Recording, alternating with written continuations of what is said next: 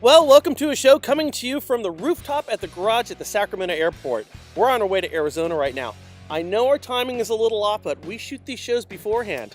Anyways, wanted to let you know, in Arizona, there's a company called Geneva. They're fantastic. They're also in other states, and if you want to broker or bank, work from home, work in the office, whatever the case may be, great pricing, good people. Geneva's a place you might want to look at. Click this banner right over there.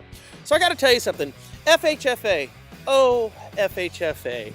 What are we going to do with these guys?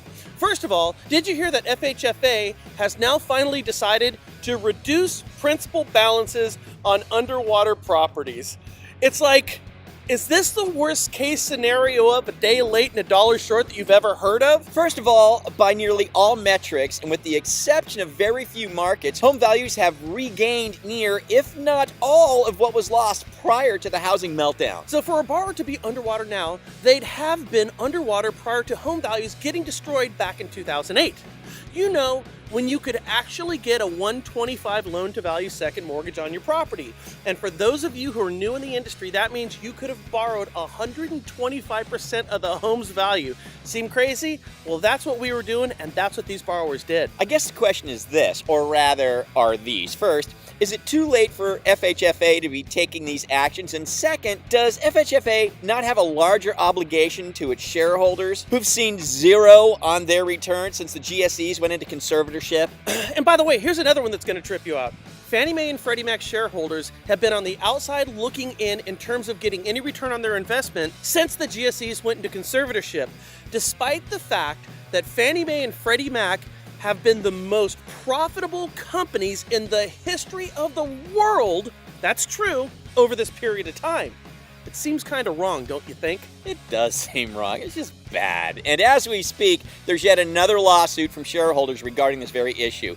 But we digress. FHFA, they ain't going anywhere, as much of my family would say.